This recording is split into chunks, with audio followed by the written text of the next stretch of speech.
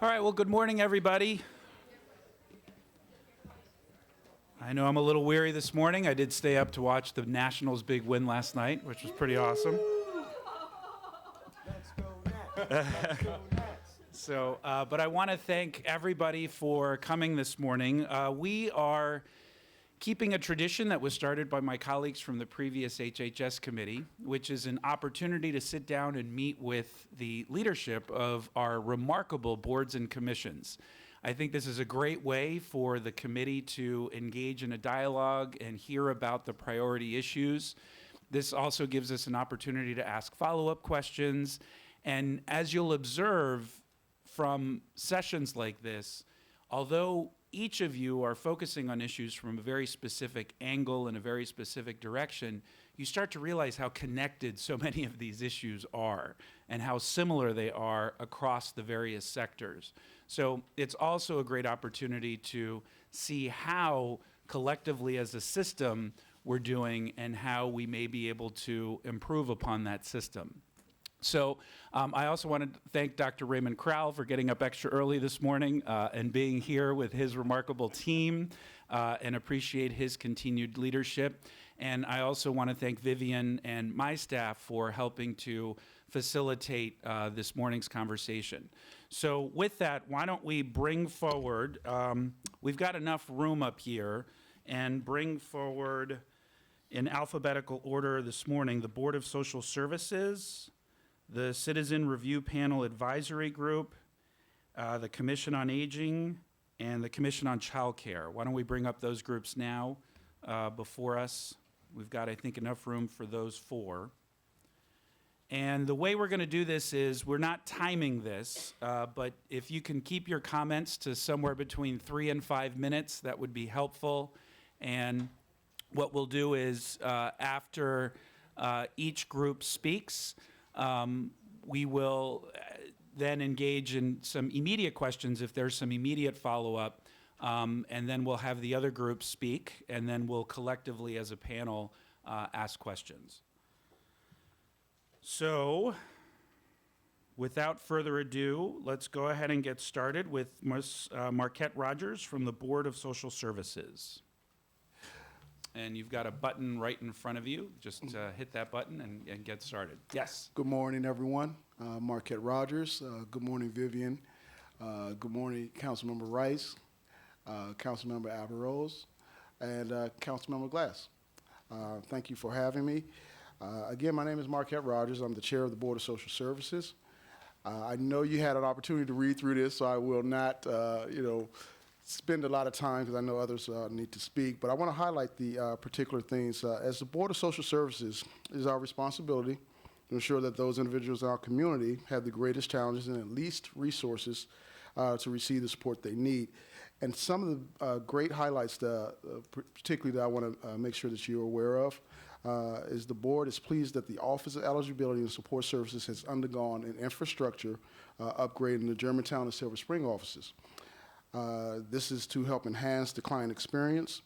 In addition to that, the Child Welfare Services also received 2 NACO awards, that's NACO, awards for its substance abuse, therapy, and transitioning youth learning collaborative programs. This year, the board is prioritizing and supporting greater trauma-informed awareness. This is one of the things that we want to make sure that our community is aware of. Therefore, what the board is working towards is to raise awareness about the importance of building resilience in youth and promote action steps for change. The board will be hosting a screening called Resilience on October 16th, which is next week, and it'll be at 6 p.m. To 8 p.m. And we have our esteemed Dr. Raymond Crowell speaking, along with the Carolyn Camacho with the Identity Youth program, in addition to some members from Adventist speaking about, as a panel, about the movie and what we need to focus on as far as adverse childhood experiences, or ACEs for short.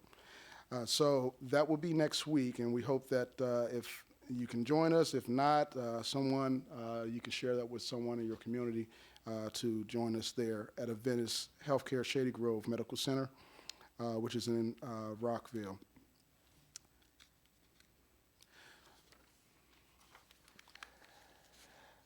All right, and to continue on and just to kind of summarize what the priorities are for the board would like to continue monitoring the implementation of the Families First Act, which will go into effect October 1st, or has already gone into effect October 1st. This is something that the Social Services Officer and Child Welfare Director within the Department of HHS have convened an internal work group to conduct stakeholder meetings and educate the community about the initiative. The Family First Prevention Services Act was passed and signed into law on February 9th, 2018. So the act has the potential to dramatically change child welfare systems across the country. And one of the major areas this legislation seeks to change is the way the Title IV funds can be spent by states. Title IV. Funds previously could be used only to help with the cost of foster care maintenance for eligible children, administrative expenses to manage the program, and training for staff, foster parents, and certain private agency staff. Adoption assistance and kinship guardianship is also part of that. And lastly, states will be reimbursed for the prevention services for up to 12 months. Written trauma-informed prevention plan must be created, and services will be evidence-based. There's more details in the document. I'm sure that you, again, have probably read through or had an opportunity just to glaze over, but I encourage you to see more details there, and I'll concede to the rest of the members here. Thank you. Thanks, Marquette. Yeah, let's do a couple questions now while it's fresh, and then if there's follow-up, we can do that at the end after all the panelists speak. But I had one general question. Given the crossover with the work with the state, I know with the Commission for Disabilities, we've had some challenges with regards to the crossover with the state, and our HHS office is working diligently. How would you say the relationship is with state officials, given the implementation and the importance of the implementation? From your guys' perspective, do you believe communication is strong, or is there something that we need to build on? I would not have the deeper knowledge on how that communication is being shared, so I wouldn't want to speak on that. However, I would defer to my HHS director or Social Security officer to speak on that. They may have a little bit more visibility. Awesome. Thanks, Marquette. Appreciate that. Any other questions for Marquette? Yep, go ahead, Craig. So, Marquette, I just had a question about whether or not the board has thought about, back in August, the president announced that he was looking at potential policy that would limit citizenship if folks availed themselves of public services. And so from that perspective, certainly there would be a chilling effect in our community when it came to our immigrant population and them availing themselves of public services that we have here. Has there been talk about that? Has there been talk about even just the conversation about that and watching whether or not there's been a decline in folks who are coming out and availing themselves of the services that we're providing, whether people in the community have said that, hey, this is a challenge and we're seeing this from some of our nonprofit partners. So if you could talk a little bit about that. The board has had visibility on that in this previous session with the board. That was not something that we spent a lot of time on in conversation. However, in this coming board session, we plan to address those issues, look at more of the policy between with what the state has currently in the county, in addition to what the federal policy that they're trying to propose. That's what we're looking forward to do. Excellent. I look forward, Vivian. I'll make sure that we get on that next meeting because I'm the council representative for Board of Social Services, so I certainly want to be there for that conversation. Thank you. Thank you, Mr. Chair. Thank you, Mr. Rice. All right, let's move on to the Citizen Review Panel Advisory Group and Ms. Rona Cook. Hi, I'm Rona Cook, but I'm also here with Marcy McCoy Roth, who's going to be the new incoming chair. And so she's getting her feet wet today. And I'm going to just talk a little bit about the history of the panel, and and then Marcy's going to take over in terms of what this year's agenda is going to be. The Citizens Review Advisory Panel actually is different than a lot of the other panels. And when I brought this up, I think last year, it raised a few eyebrows because I don't think people were aware of the fact that we are really come under the federal legislation. It requires that there be an advisory panel for child welfare to make sure the safety of children and that the standards are followed appropriately. And actually the folklore is that there was at one time a panel in every county. And the only remaining one standing that's representing the state is Montgomery counties, and that's a tribute to the to child welfare as well as to the citizens that have been part of the panel, because it's been a very collaborative effort with child welfare to not only provide oversight, but to also be able to work on the issues that child welfare really needs help with. And so over the past 7 years that I've been involved with the panel, we've taken on a lot of issues, from the need for treatment foster homes to the needs of the transitioning youth population, to the drug abuse issues, to voluntary placement as an issue, as well as housing, foster parent training. So there've been a lot of issues that we've worked in conjunction with child welfare and been able to help provide some guidance, hopefully. So Marcy's going to talk about a little bit about what this year is going to entail. Thanks, Rana. Good morning. All right. Well, so our committee meets once a month, and we've been talking a lot about what we want to spend our time on in the upcoming year. We have several ideas, and we're still kind of narrowing down what will be the main focus, but we are going to do a little bit of work in each of these. In particular, we want to help pay attention to the new database, which is being implemented statewide, which is called MD Think.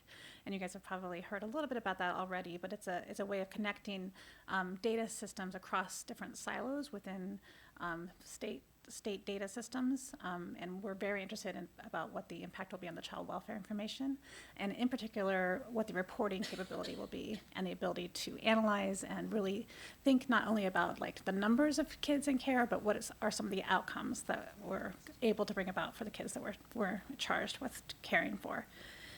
So we'll be working on that. We also are very interested, there's a new program that will be starting, as I think related to the Family First Act that you mentioned, called START, which is a new evidence-based practice model for addressing drug and alcohol abuse in certain high-risk families.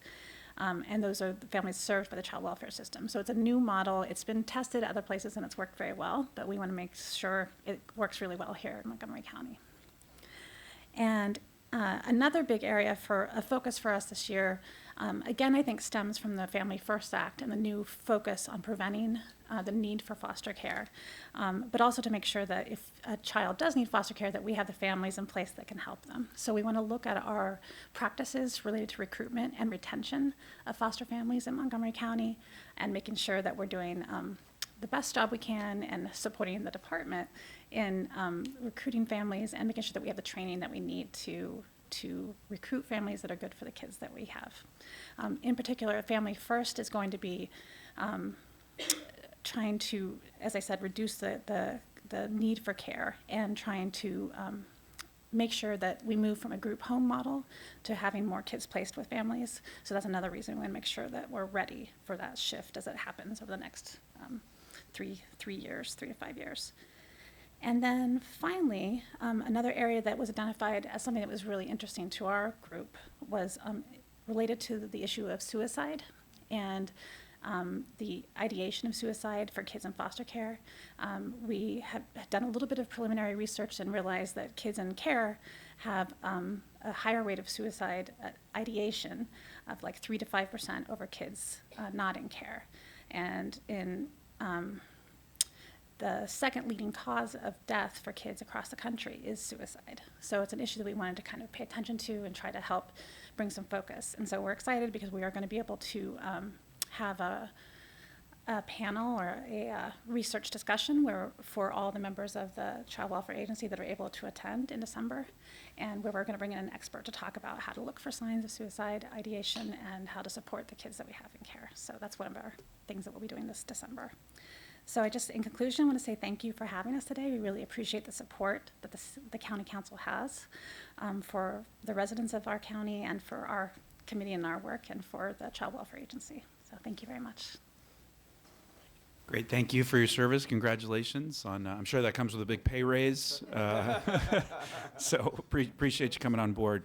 We did have a joint committee session earlier this year on foster care, and one of the items that we discussed was an enhanced effort on marketing. I know all of my colleagues shared an interest in seeing if there may be a need to increase from a communication standpoint some funding to help spread the word more than we are now.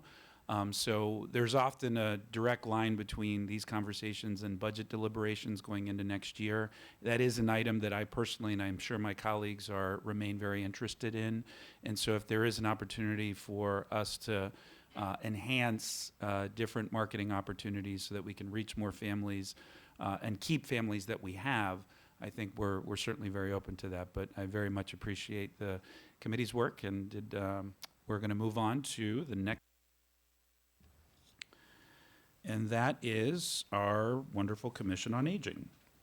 Good morning. I'm Jean Dinwiddie, and thank you for having us here. Our priorities are intended to fight social isolation and promote safe, affordable living for older adults. So they include recommendations for recreation and for health and social service programs and affordable housing. So we're very concerned about the continued cuts to the recreation department for the funding of the rec department. The rec programs at senior and community centers include healthy meals, social engagement, intellectual stimulation, all really essential for older adults who might otherwise be isolated and alone. And these programs are especially important for older adults in diverse communities who face unique challenges of social isolation. So the operating expenses, the actual programs have been cut each year in each of the last 4 budgets. So we would like to see restoration of the FY20 cuts and addition of service hours for senior programs. And just as a point of comparison, Montgomery County budgets about $2 million for senior rec programs, and our neighbor, Fairfax County, budgets $4.3 million. In terms of health and human service programs, the Adult Protective Service and Public Guardianship programs are both state-mandated programs, and both need an additional social worker. APS investigates allegations of abuse, neglect, and exploitation of vulnerable adults, while the Public Guardianship program provides substitute decision-making for those individuals the court has said can't make the decisions on their own. That both programs are overloaded and understaffed. The Public Guardianship program has seen an 18% increase in the number of clients in the last 4 years, while APS has increased 53% in the last 5 years. In FY19, APS served more than 1,000 at-risk residents. And the investigations can be long and complicated and sensitive and required trained and licensed staff. We would also like to see an increase in the payment rates for the adult foster care program. This program provides supervised housing, assistance with daily needs, and case management to adults with disabilities who live in small group homes. And the providers receive subsidies on behalf of the residents who can't afford to pay for their own care and who might otherwise be in a nursing home. So the county has long recognized that the need is much greater than the availability. So to increase the number of providers, the county has offered its own subsidy payments in addition to those offered by the state. So we are requesting an increase of $150 per person per month in the county subsidy for the 111 clients in the program. Lastly, affordable housing. We would like to see the preservation and expansion of affordable housing options, and we see that best being accomplished by continuing to fund the increases in the Housing Initiative Fund. So we understand that there's a need for strategic fiscal management, and we appreciate that you are keeping the service serving the needs of older adults. We are the fastest growing segment of the population. Of the 215 neighborhoods in the county, 50 of them have more older adults than school-age children. So we want to thank you for everything you've done, for the support for these critical programs so that older adults can continue to live safely in their homes and enjoy a high quality of life, no matter their income. So thank you very much, Dr. Dinwiddie. I agree with all of those recommendations. You had me at hello with recreation. I thought that might be a so- winner, yeah. Just a couple of thoughts on that. And for a little bit of context, when the budget mark is set per department, for I think 8 of the last 9 years, starting out of the gates, it has been set at a reduced mark from the previous year because we continue to face fiscal challenges because we're just, particularly from an economic development standpoint, we're just not growing rapidly enough to meet the needs of our constituents. For a department like Recreation, about a third of their operating budget is made up in revenue that they bring in through their enterprise fund. And so from right out of the gates, the only things they have to choose from to reduce from are those programs that don't bring in revenue, which disproportionately serve our most vulnerable populations: children, youth, and families, seniors, and people with disabilities. And so they're left with just the least worst option in terms of what to reduce. I do think moving forward that it would be a good thing for the executive branch to consider, in the same way that we try to hold the line for HHS as a department relative to reductions of other agencies, that certain programs within agencies like recreation that clearly do serve more of a social service need than a recreation need are held to the same reduction level, if there's a reduction at all. Because one of the things I've observed recently in going to various senior centers is that the contract was, my understanding, is the contract was reduced for our janitorial services. And that forced recreation to have to reduce their day porters. And so you literally have senior citizens now setting up tables and chairs at the Holiday Park Senior Center and several of our other senior centers because they don't have the budget to be able to pay that forward. Now, I did speak to Director Riley about this, who's outstanding and one of the most dedicated public officials I've ever met. And she did indicate there was an issue with the language in the contract for the vendor that is being clarified, and that's part of the issue. But ultimately, it is a funding challenge. So I do think with regards to social isolation and the fact that many seniors who go to our senior centers, that meal they're getting for lunch oftentimes is their primary meal of the day, and they wouldn't be having a quality meal if not for that senior nutrition program that they're receiving during the day. So couldn't agree more with you guys on enhancing our programming there. And I think there's some opportunities. So our hospitals, all of us have been meeting with our hospitals, and they're very interested in prevention, health, and wellness.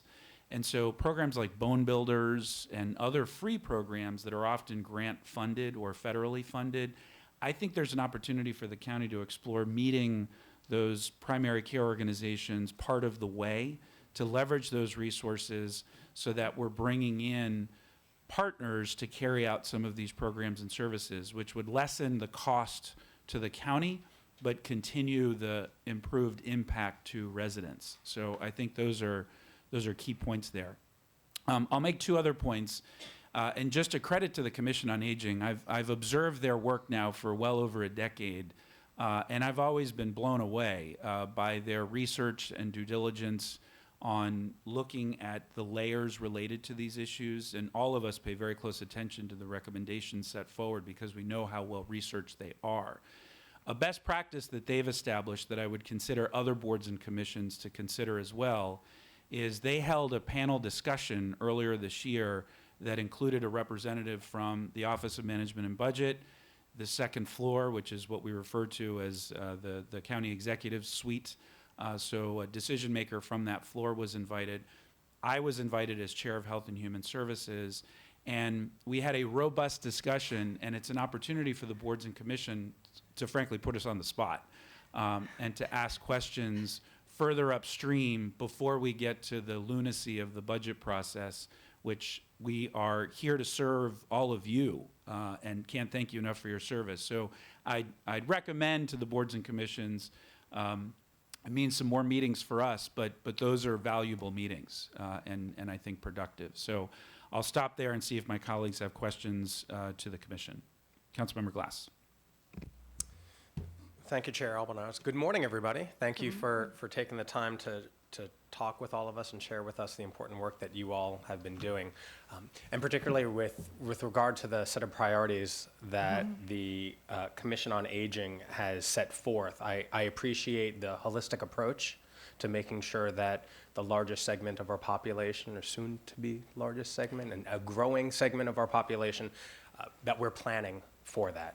And I just want to share with you two pieces of information regarding the work that's taking place here in the council, particularly areas that I'm very interested in.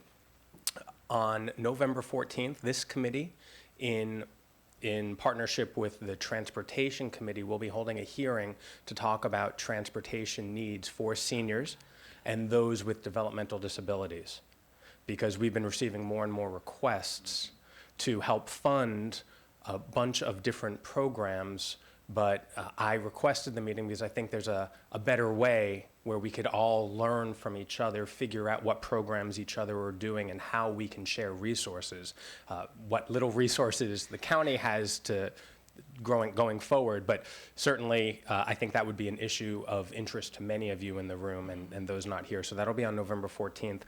And then parochially for me, on Tuesday, I'm going to be introducing a piece of legislation increasing funds for the Housing Initiative Fund. So depending on how long some of you are all able to be here, my Chief of Staff, Valeria Carranza, is in the back in the green blazer, and feel free if you're leaving early to go and chat with her, and she can give you more information about that. But the Council and Governments said that in the DC region, we need to build about 300,000 more affordable housing units in the DC region, about 23,000 here in Montgomery County. And it's a problem for young people, old people, everybody. So thank you for that. Councilmember Rice.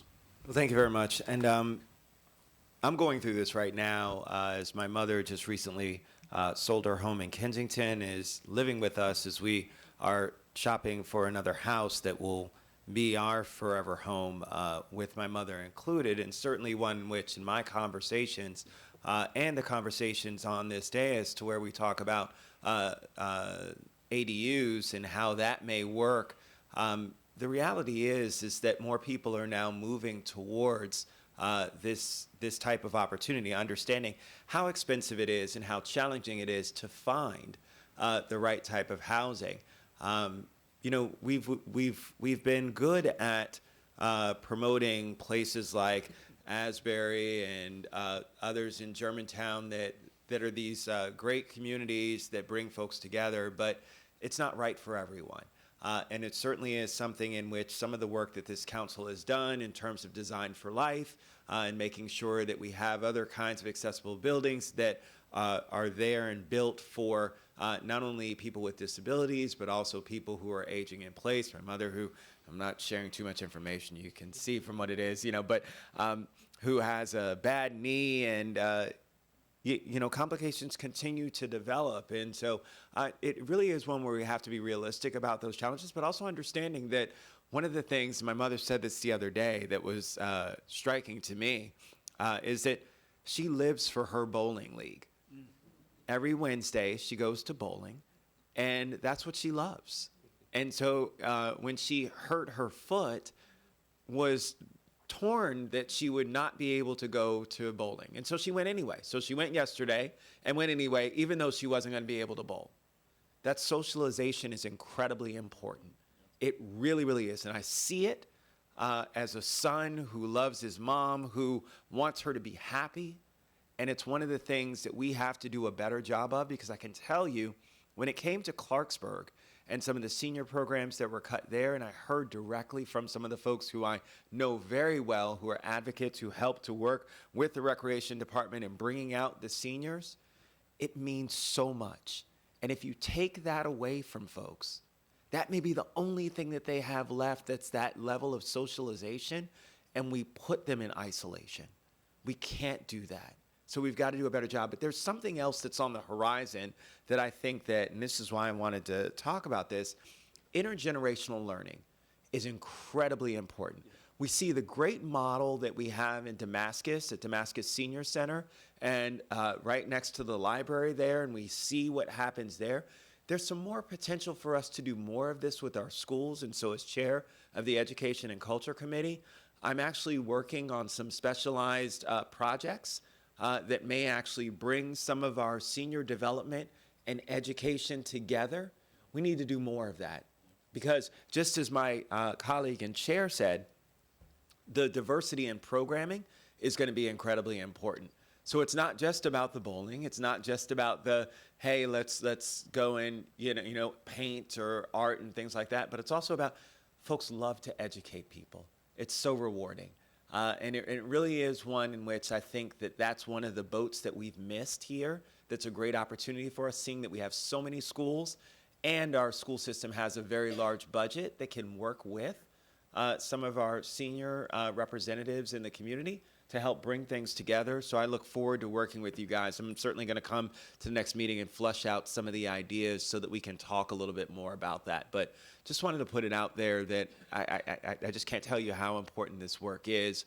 I see it each and every day now, but have known for a very long time that we've got to do more. So Thank you very much. Thank you. So I was actually, this saves me some time, I was going to reach out to you as chair of the Education Committee, because I think there is an opportunity for a joint work session on intergenerational programming. There are some specific programs like InterAges designed to connect our generations, but I think this, you got the two fastest growing demographics in the county, our seniors and our children. So there's a huge opportunity there that I don't believe we're fully taking advantage of, that will help decrease social isolation, that will help through mentoring, and it just, the Tech Connect program is one of the things I'm most proud of having helped get off the ground, which is a program that teaches youth how to teach senior citizens about technology. And it's now taught in like 11 different languages. And there are literally thousands of seniors that are participating in this program. So just one of many examples that I think we can talk a little bit more definitively about. So Ms. Yao, it's a busy fall and a busy winter, but perhaps in the spring we could look at a joint work session on intergenerational programming. Great, thank you. And we're going to be acknowledging Austin Heyman in the near future, somebody who is the godfather of intergenerational programming in Montgomery County. All right, thank you so much, Dr. Dinwiddie. Let's go on to Ms. Michelle Belsky, talking from the Commission on Child Care. Hi, good morning. My name is Michelle Belsky, and I am the chair of the Commission on Child Care. On behalf of all of the members of the Commission, I'd like to thank you for allowing us the opportunity to present our priorities to you today. So as many of you are aware, the Commission has long held as a priority increasing funds for WPA. We think that it's the most effective way to help families be able to afford childcare. When the state of Maryland increased their reimbursement rates, many of the families that were connected to WPA here in the county were shifted over to the state system. As a result of that, there was a budgetary cut in the amount of money in the WPA funds. However, the state of Maryland is now looking at a budget shortfall for next year, as they are mandated to be increasing their reimbursement rates. And we're concerned that that budget shortfall from the state is going to result in wait lists for families. So we are asking, as one of our priorities, for the restoration of the parent assistance funds to prior levels and to update subsidy tables to increase reimbursement amounts for families. A large part of increasing access to quality early childhood programs is working to increase the training and education of the workforce.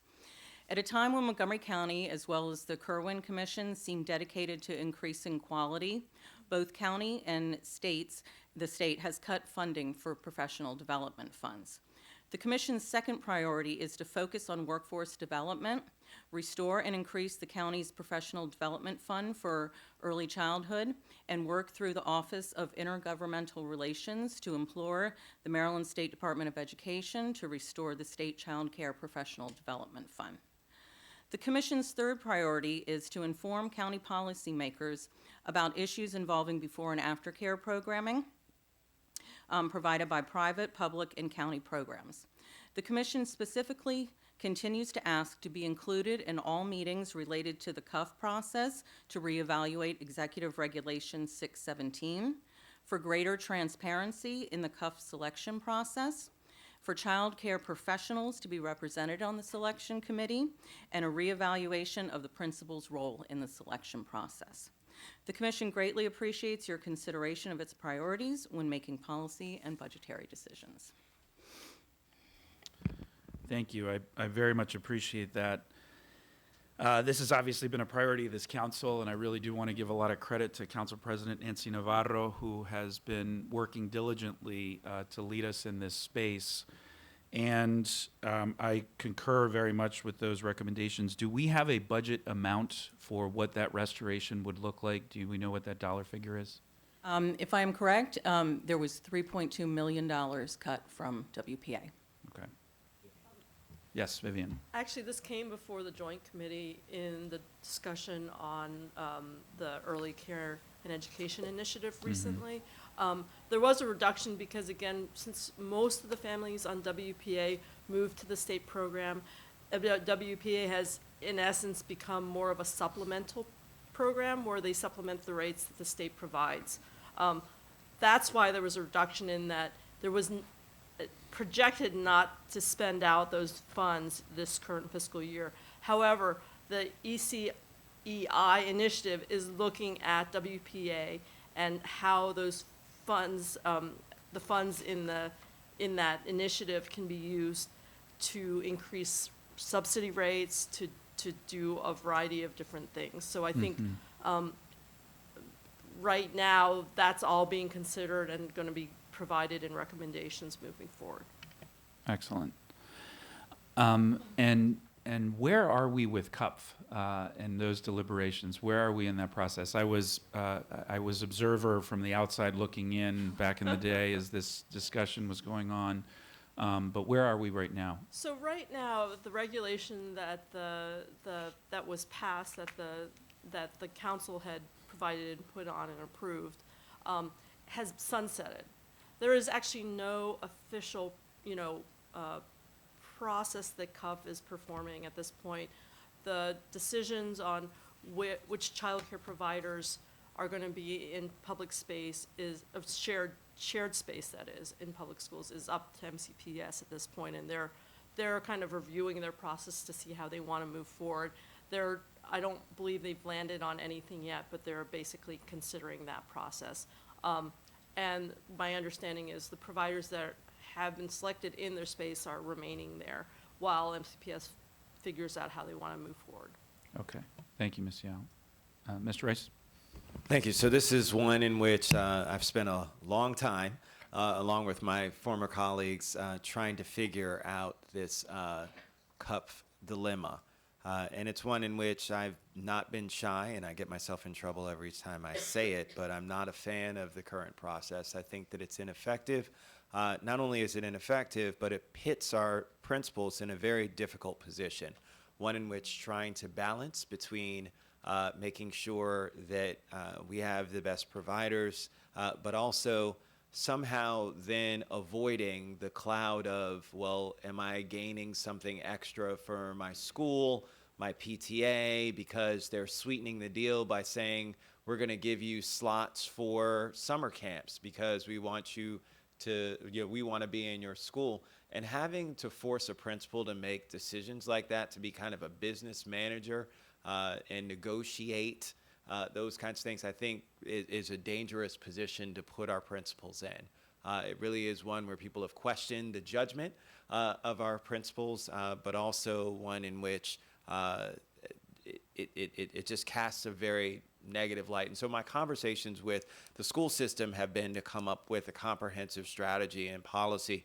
My conversations with Superintendent Jack Smith have been one in which I really think that our school systems need to take this process under their own wing and have something that's done by the school system itself and take it away from our actual principals.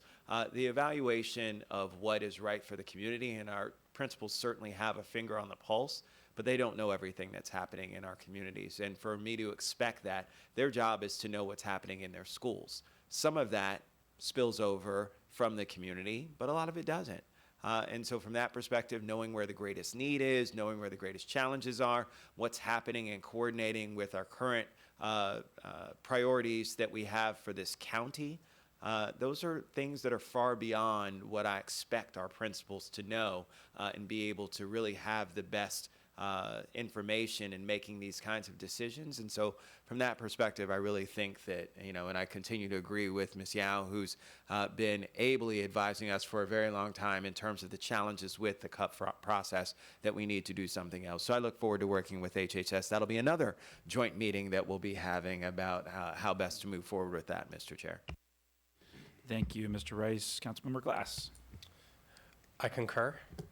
So in the last 10 months, having learned firsthand from daycare providers coming into my office and sharing with me how this process has worked, or more frankly has not worked, has been problematic. And had E&C Committee Chair Rice not suggested a joint work session, I was just about to do that, because I think we need a little sunlight on this policy, and we need to make sure that our principals are making sure that education in the classroom is their top priority, not business models in the private sector or nonprofit sector for our early childhood education. So thank you. Well, thank you all very much for testifying and for your continued service. We look forward to the ongoing dialogue. We'd now like to invite forward the Commission on Children and Youth, the Commission on Juvenile Justice, the Commission on People with Disabilities, and the Commission on Veteran Affairs.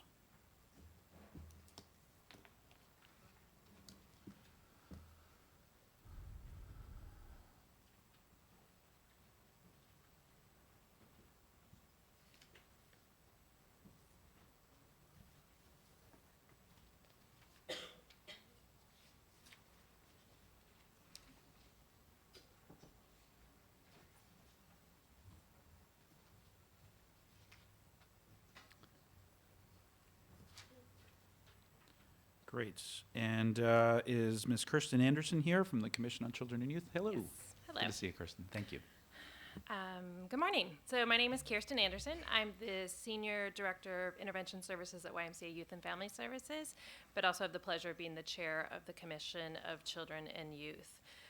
So the Commission on Children and Youth promotes the well-being of Montgomery County children, youth, and families so that all young people may realize their full potential and become contributing productive adults. We do this by supporting policies and budget decisions that promote the safety and well-being of children and youth, and by working so that they have access to successful futures. So our commission members are comprised of parents. We have 7 students, agency representatives, and ex officio members. Some of you may be pretty familiar with our student members who worked very avidly on the Kids Ride Free program last year. We really, really appreciate your support in their advocacy efforts and the chance that they had to really see the fruition of their efforts. It's been wonderful. And every time I hear about Kids Ride Free, I'm like, yay! We contributed to that. So again, we really, really appreciate your support in that and really letting them participate and have that experience. So this year, in order to advance our mission, we want to focus on 2 priorities. So the first one is strengthening youth and law enforcement relationships. So recent events in Montgomery County and our surrounding communities have brought greater attention to the relationship between police departments, youth, and particularly youth of color. So recognizing the possibilities of miscommunication and lack of education on youth and authority relationships, the Commission on Children and Youth has selected the topic of strengthening youth and law enforcement relationships as one of our priority areas for this year. The Commission will focus its work on examining means of educating students, law enforcement, and the community as a whole on the most effective strategies for communication that will help minimize hostile interactions and misunderstandings. And at the conclusion of the work, the Commission hopes to offer recommendations on ways to build better relationships and enhance trust between police, our youth, and our communities as a whole. The Commission is also monitoring the progress of the proposed establishment of the Policing Advisory Commission.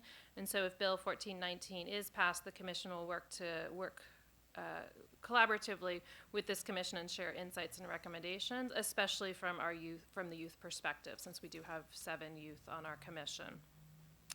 The second is creating truly diverse schools.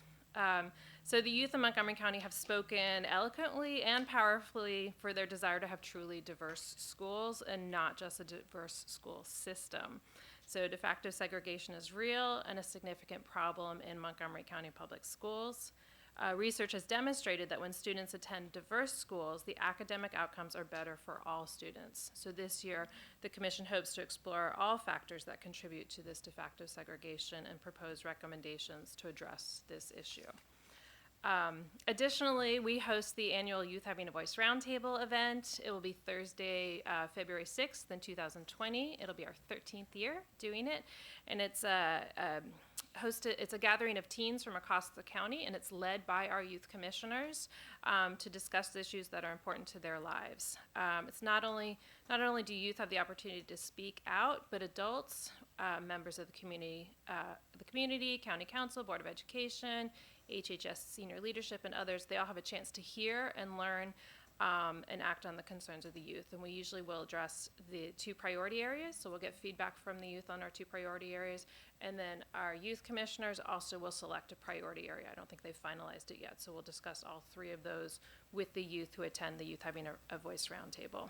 And so as always, we appreciate your support of our efforts. We look forward to working with you this year, and please let us know if you anything that we can do to best support your efforts or partner together.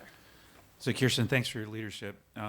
Couple of thoughts just to connect a couple of dots. So Councilmember Jawando and Councilmember Reamer have put forward a bill to enhance civic and community participation and through a citizen review panel. And we held a work session on that issue in the Public Safety Committee. And one of the recommendations as far as the makeup of this advisory group is that there be a youth voice. And one of the recommendations I had made was that there be a direct connection with the Commission for Children and Youth, and that we consider that representative be a representative from the Commission on Children and Youth, because as you've set forward your priorities, they have the ability to secure information and use and leverage county connections to not just have that one youth speaking on behalf of him or herself, but speaking on behalf of a broader group, which I think would really be advisable. And so I'm not sure if we have put forward a formal amendment on that with regards to that bill, but if we have not, I'd like to explore that, and assuming there aren't any conflicts that I'm haven't thought of, I am going to move that there be an official representative from the that be the official representative, because I think that there'd be a direct line and a connection there, and then that connection would remain in perpetuity, which would be beneficial for everybody. The other thing, and I do want to really credit my colleague, Councilmember Glass, who behind the scenes worked very hard to ensure that we secure the Kids Ride Free program, and he's been a big leader in the youth space for about as long as I have, and I know Councilmember Rice has as well.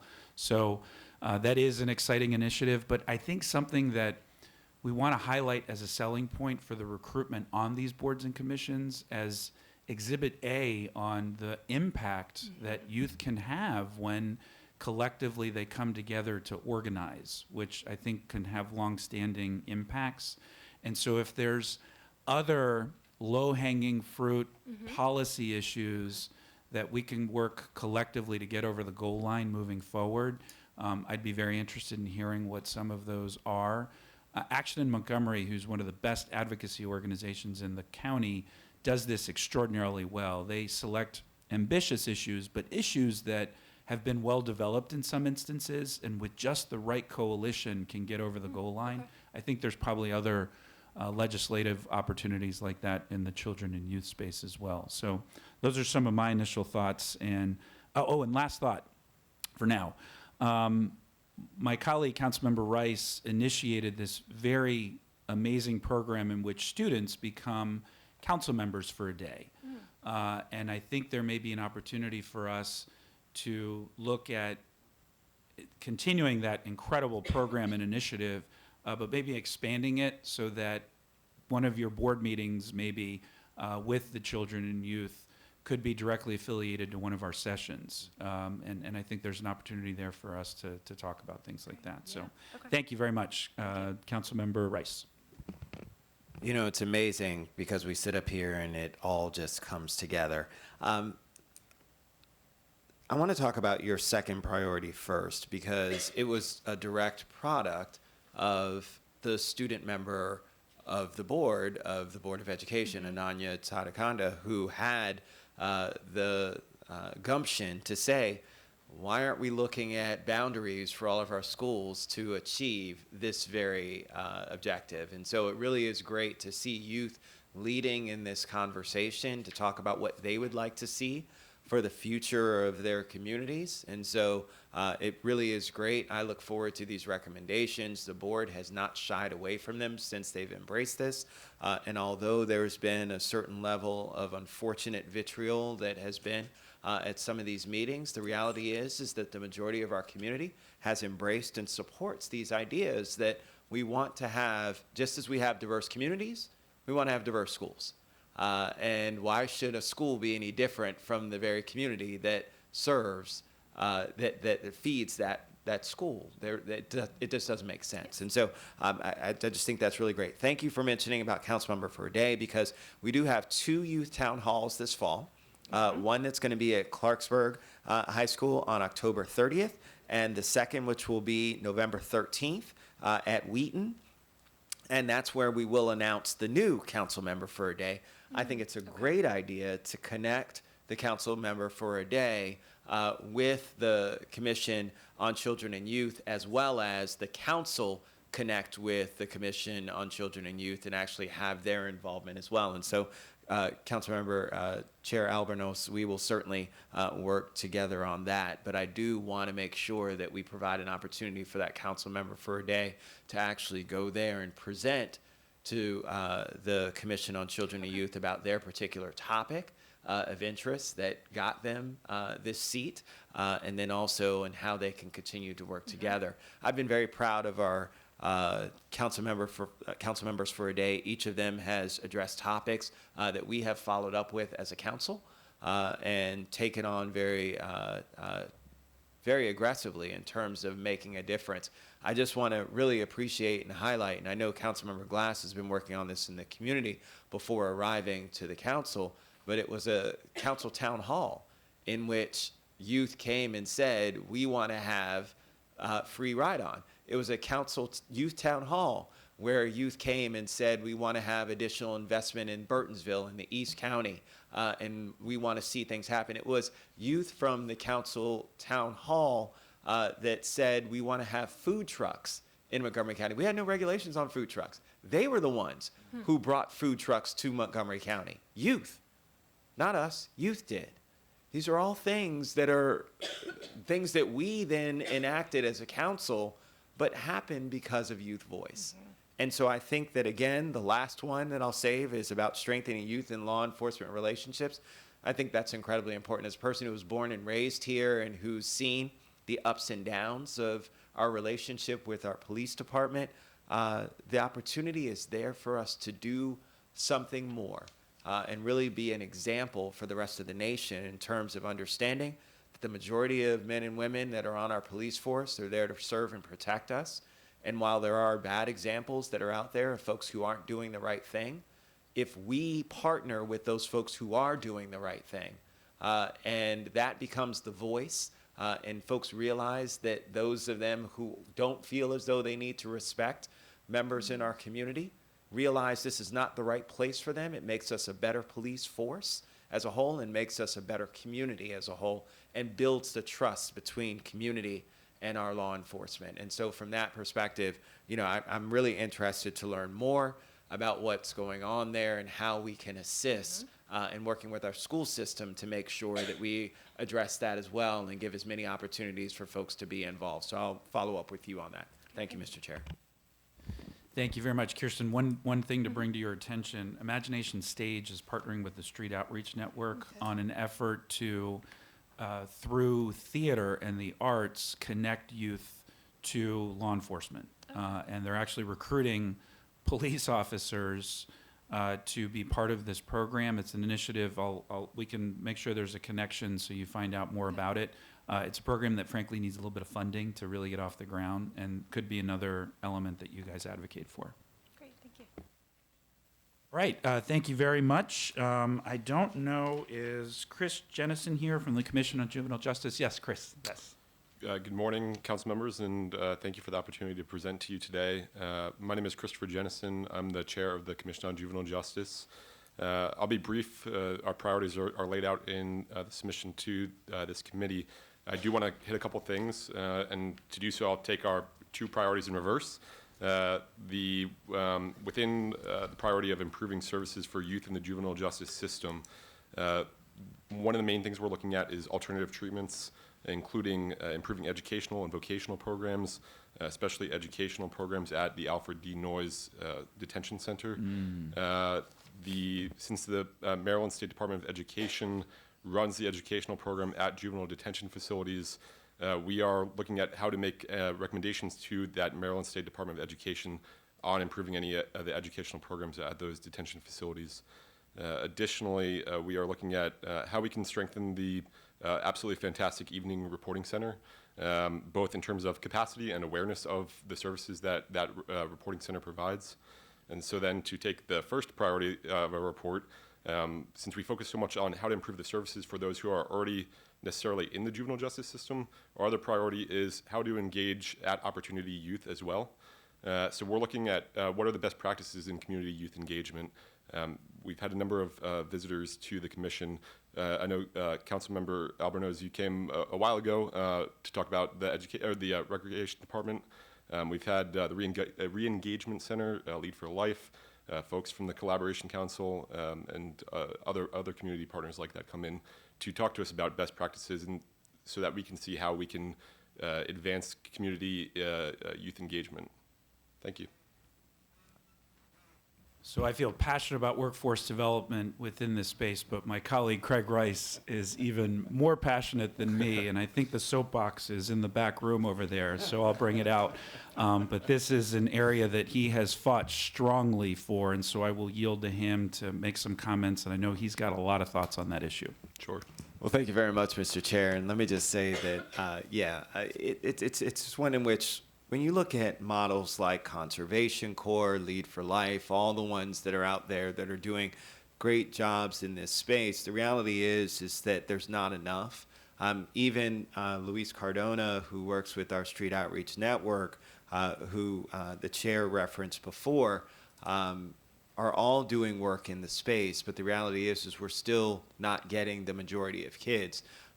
When you talk to any kid that's incarcerated, they will tell you, and it's two things that lead, and I've done this at Clarksburg Jail on numerous times, as well as at Noyes, where I've talked to young people, is that they feel as though they didn't have an opportunity. It's not that they chose a life of crime, that they chose to impart, abuse and all kinds of things on their community.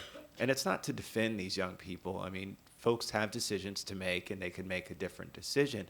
But the reality is that we don't want to put them in that place of where they have to make those kinds of decisions. Children with developing brains should not have to try and make a decision like that. We shouldn't force that upon them. And so it really is important for us to do a better job of securing those opportunities. And so I thank you for talking about workforce development, because I will share with you, and I apologize, but Mr. Chair, you did it. I'm going to hop on my soapbox a bit here, because part of it is this, and this is what my conversation was before about the conversation around minimum wage. And my daughter and I just had this conversation last night. Now, this is the daughter of a council person. This is a daughter who is in the top of her class, who's looking at University of California, Davis, who's going to be a veterinarian, who knows what she wants to do, incredibly successful, incredibly professional, part of Leaders Academy for students, all kinds of stuff, but can't get a part-time job. And I say to myself, and I have to be very careful as a dad and as a council member in making a phone call, because something like that is something that would be seen as, oh, well, you know, you're using your power of office, and so I have to have her fend for herself. But the reality is that the majority of people don't even have parents who know about the process or have connections to be able to say, yeah, this is the thing, or push their children in that direction. When I was in school, growing up, my first job was at McDonald's.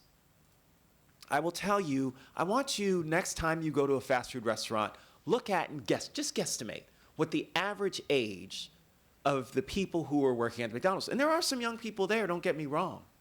But look at the average age, because I promise you that average age has gone up by about 20 years. 20 years. And so where do kids get that experience? Where do they get the gaining of responsibility? Where do they get the gleaning of working together? That's why I'm a big fan of TeenWorks and what we're doing at the county. That's why I'm a big fan of Summer Rise. But it's still not enough. We have so many kids out there who want to do stuff, who don't get an opportunity. I was at the mall the other day and saw a young man, his pants hanging down off of his butt, something that my mother always told me growing up. Craig, make sure you have a belt on. Pull your pants up. So I always just say that because it's all about marketing yourself. Nonetheless, and this young man was still very professional, and I listened as he was interviewing with the person. And the person at the end said, you know, we'll consider you, but I have to tell you that there are people who have also applied for this job who have a bit more experience than you do. And I thought to myself, how do you battle against that? Even with everything else, right? He wasn't being discriminated against because he was black.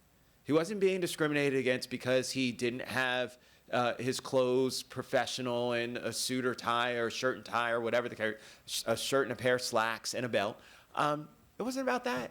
It was just sheerly about, look, and I know that the person with experience is probably an older person who's using this other piece to be able to help supplant and provide for their family.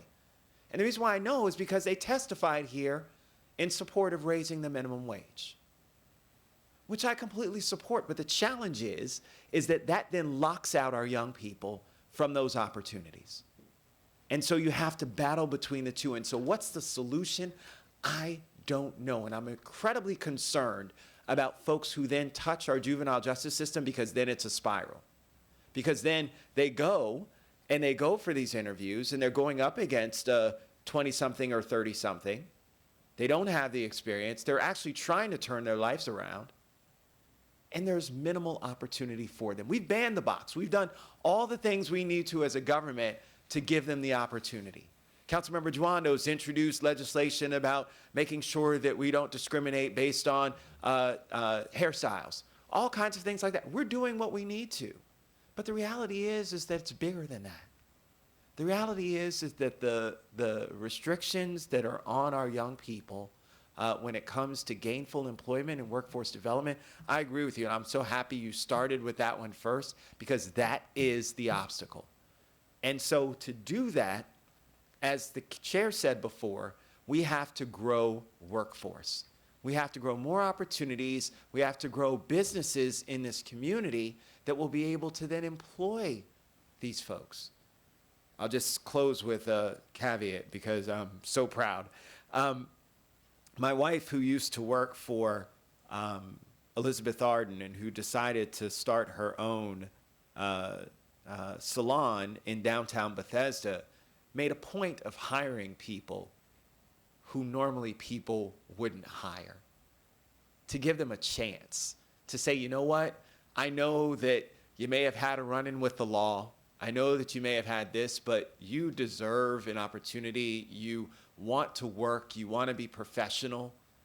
And that's been the guiding premise for her. Small businesses do that and provide that opportunity. That's what we've got to do more of and grow in this county so that we can provide these opportunities for these young people. Those are the folks who are going to invest in them. Those are the folks who are going to give them a chance.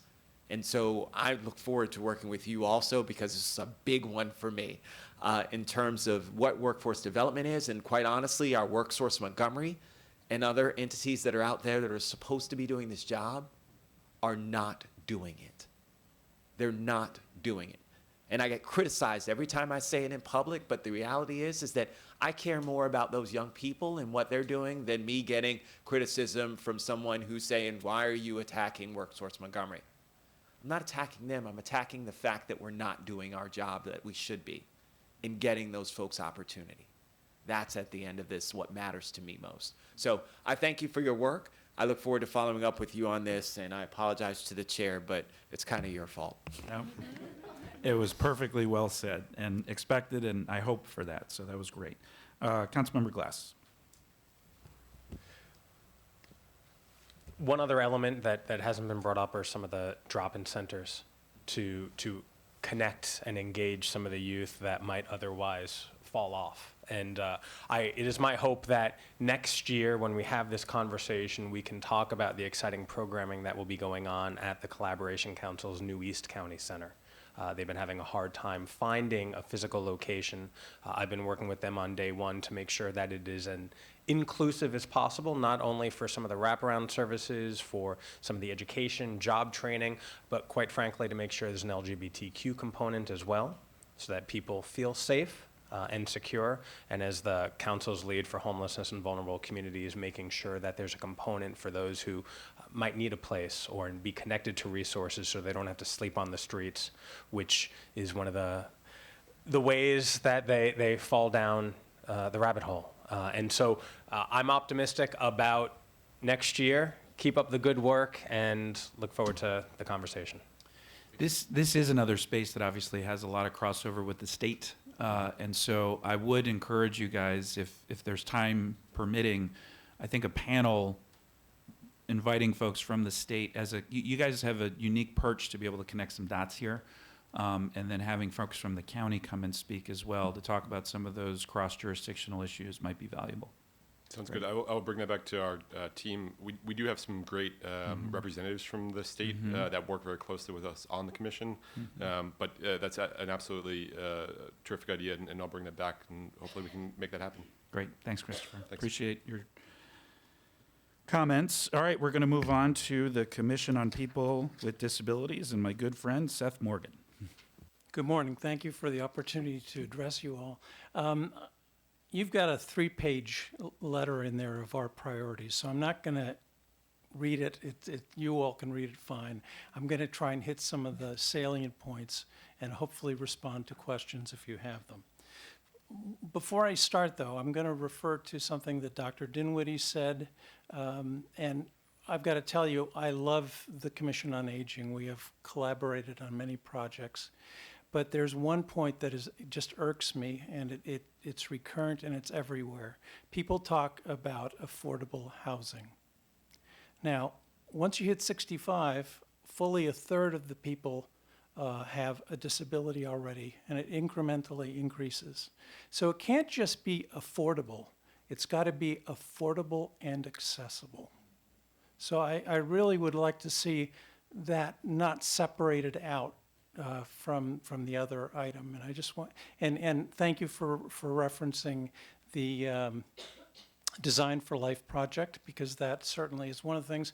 But if you build it right at the beginning as accessibly, it's a lot cheaper than trying to convert it over. Anyway, that's not one of our priorities, but I felt I had to say that. I think one of the biggest problems that we have right now is pedestrian safety. And I want to put you in this picture, as it were. You're trying to access a bus, and there happens to be a bicycle lane that you have to cross and then get to the bus stop, so-called floating bus stops. If you're blind, you can't see the vehicles coming, the bicyclists. If you are hearing impaired, you can't hear them coming, and even if you aren't hearing impaired, you may not be able to hear them coming. And if you have a mobility issue, need a wheelchair or crutches or what have you, you may or may not be able to negotiate crossing that bike lane in a fashion that is safe. And I want to point out that we're not just talking about bicycles, we're talking about motorized vehicles as well. And the motorized bicycles add about maybe 150 pounds to an adult, which we're now getting up to 300, 350, 400 pounds of a vehicle going 30 miles an hour. And you're trying to negotiate getting across the intersection, and the intersection is painted green, which, by the way, guide dogs can't see because they're colorblind. So they're not aware that they can't even be taught that that's an area to avoid. And I think we are embarking on these bike lanes in a fashion that is potentially very dangerous for people with disabilities. And the Americans with Disabilities Act, which has been in effect now for, I guess, close to 30 years, allowed people with disabilities to come out and join the rest of society. And it encouraged people to get employment and be involved with local communities and make it accessible. This form of bus stop is going to have a chilling effect. And actually, Charlie Crawford, who formerly was on our commission and is blind, commented that all those advances of people wanting to come out and participating potentially is going to create isolation because they're going to be too scared to come out because of these ways that they have to negotiate to get to bus stops and be involved. So I hope you have a chance to look at that document on that point. I would also mention that what happened to me this morning, I arrive at the Rockville metro station. I come down the bridge that comes across and then down. What do I find right in the middle of the sidewalk is a motorized scooter that's just standing there. And at least it was upright so you could at least have a better chance to see it. But imagine yourself being blind or otherwise impaired, and you have these things blocking the sidewalk. I mean, it's not just the bicycles, it's not just the motorized bicycles, it's the dockless scooters and all the rest of that. And I think we really have to work with the Department of Transportation on figuring out how to make this safer for everybody and not have a chilling effect. Very quickly, accessible ride availability on demand. There is a fund in effect that was designed for having on-demand availability of vehicles for transporting people who have disabilities. At this juncture, I'm told there's $1.5 million in there. At any one point, it may range from $1 million to $3 million. And we've got to start releasing some of that money so that those vehicles, those accessible vehicles, are purchased and running and on the roads. In fact, we've had a decrease in the number of accessible taxis since this fund was established because it just hasn't been used adequately or aggressively enough, shall we say. The next point is Developmental Disabilities Administration. Obviously, we want continued discussion with the Developmental Disabilities Administration and work with the state for the Medicaid match issue. And you know, I would just encourage you to continue to advocate for people with disabilities. Employment of people with intellectual, physical, and behavioral and sensory disabilities of all ages. It's a real problem. We, as a county, you can't do it by yourselves. We need to, in some way, get the private employers to be on board with hiring people with disabilities, who, by the way, have excellent histories of ability to be workers. Actually, there was a major snowstorm, and this was several years back, and all the employees didn't come into a call-in center except for the cadre of, I think they had 5 or 6 blind individuals who made it in to work. So people with disabilities are very appreciative of having the work and do a hell of a good job. And so I'd like to see more availability for employment. DOORS currently states that it has 413 county residents who are looking for employment who have disabilities and cannot get them yet. The other issue is we would strongly encourage that anything that the county uses county money for employment, there are a lot of programs out there, but we don't use outcomes to tell us which ones are working and which ones aren't. So let's be more efficient on the use of our money. I'm not saying that any one program is doing badly or another, but everyone should be asked to produce for us outcomes, results of how they're using the money. Finally, the initiative to improve early screening and diagnosis and intervention for infants and toddlers with developmental delays. This is a project that actually started off with a combination of commissioners and local pediatricians and the Pediatric Association and other groups all getting together and saying, you know, how do we address developmental disabilities in a more efficient and beneficial way. And what we found is a program which has been in effect in other states, particularly Rhode Island has been very successful, in which they actually do screenings. They have a program which will teach physicians or encourage physicians to do the screenings early. And in fact, they can identify in many cases developmental delays before the age of 1. Currently, the usual time of the diagnosis is 3 to 5. And what has been found is if you start treatment on a developmentally delayed child as early as possible, long-term, you mitigate the need for long-term support and treatment. It's very effective for actually, in many cases, reversing many of the deficits that the kids have. So it's an investment in the future and not having to spend a lot of money. Now, we are recommending $159,000 on this year's budget for that project, and over a 5-year time frame between $1.2 and $1.5 million.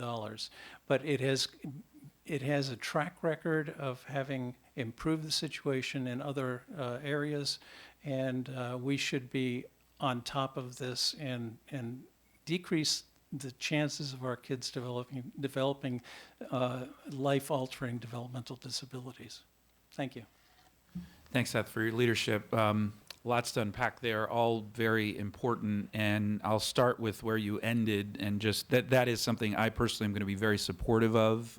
And Dr. Crowell, we've had meetings internally within our office with folks from the pediatric community, and there's organically community coalition building around this issue, and I think the county has an opportunity to catch up and be a leader here and be a facilitator more formally than we are now in early detection.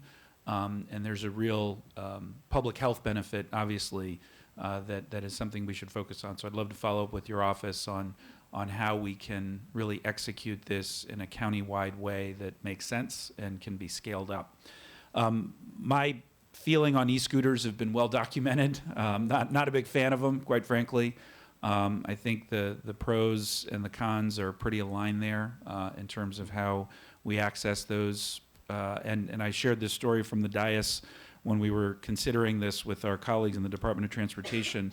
I had to dive out of the way of one of these vehicles earlier this year and I do not have a disability. And you know, if I had, or if I'd been holding the hand of one of my children, I'm sure there would have been pretty significant accident that would have occurred. So I do think there's, and we have my colleague here, Councilmember Glass, who's on our Transportation and Environment Committee, that I know he's been very interested in these issues as well. I do think there's probably an opportunity for us within the Vision Zero context to see what specifically we're doing to address the unique needs of our disability community within Vision Zero. You mentioned a couple things that I had no idea of and hadn't thought, frankly, enough about until your testimony. The color of the lines, the impact that these bike lanes, which bring many benefits, but obviously if we're not careful and cautious, disproportionately impact our disability community.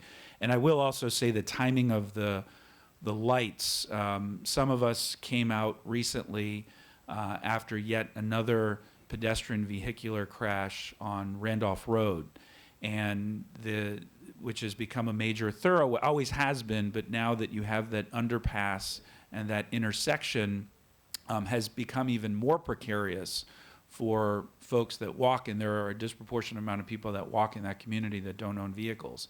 And you know, I still try to play sports as often as I can. I had to walk at a brisk pace just to make it across the street.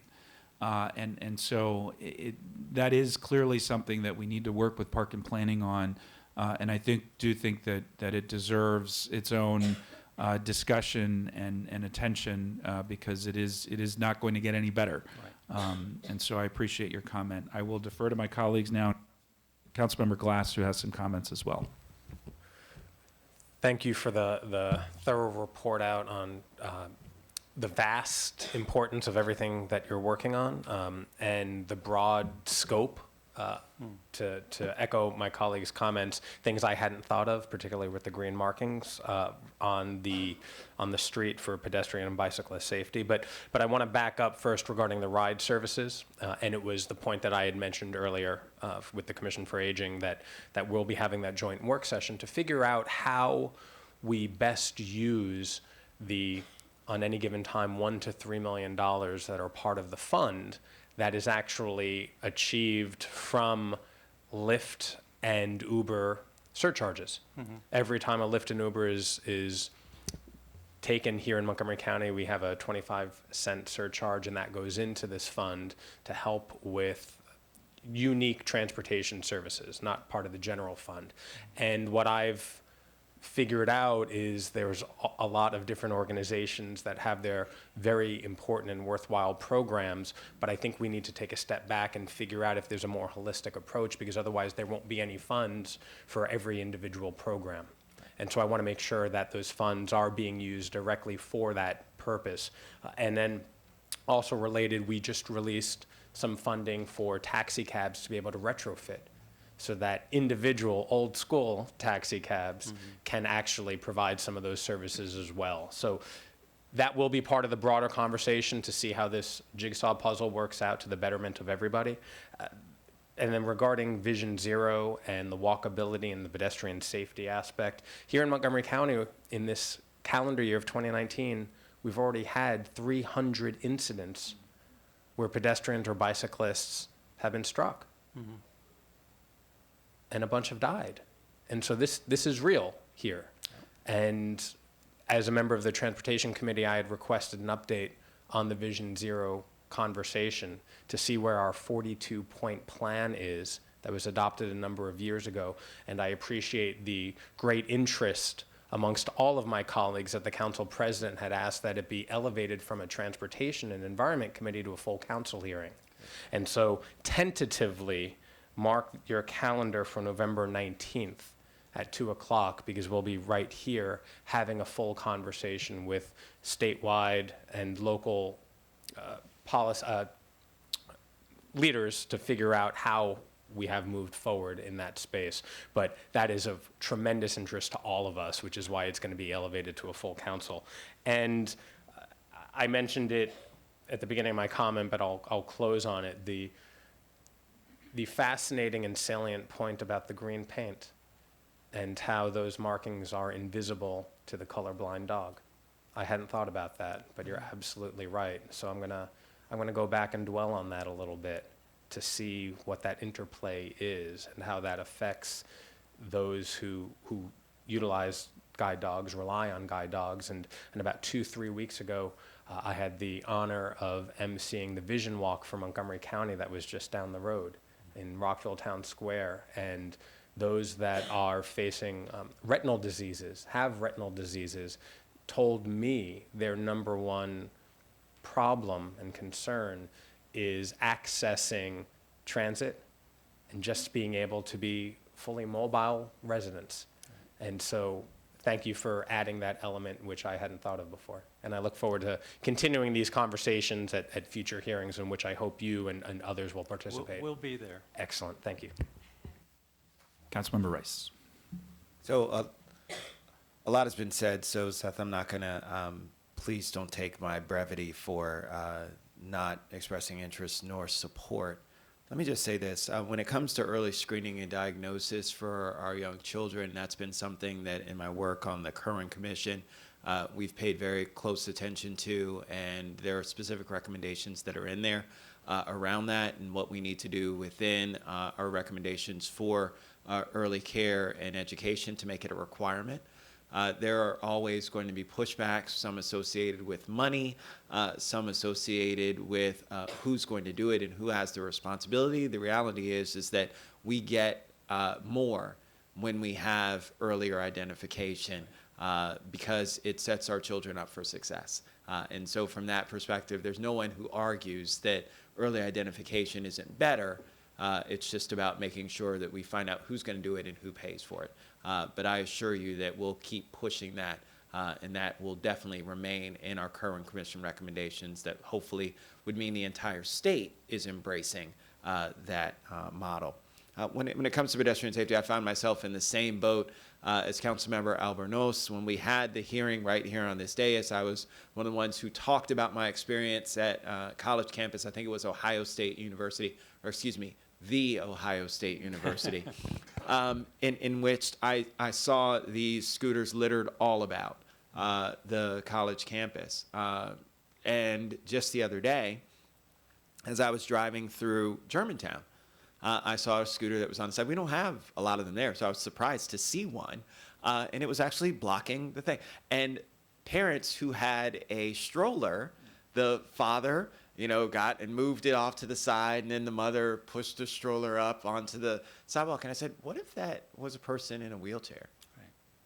How would they have gotten up onto the sidewalk? And where would they have had to ride up along the street? Would they have gone back to? And I started thinking about that as I was then driving through the intersection, moving along. But it's one of those things that, again, I mean, what number would a person call? What would a person do to make sure that it gets moved? Would they just wait till somebody happens to walk by at that particular time and help them by moving the scooter? I mean, it's all those kinds of things that I don't think we thought about in the sense of, what happens if, and the other piece of this and the other challenge is, and I'm sorry, but this is really important, is that if I'm because I had already thought about a long time ago, well, what if we fine the people who rented the scooter? If your scooter's laying down, then we lay a fine on you, and that would help pay for these roving people who would pick up scooters who were, left and strewn about. But how do you prove that you actually left it down?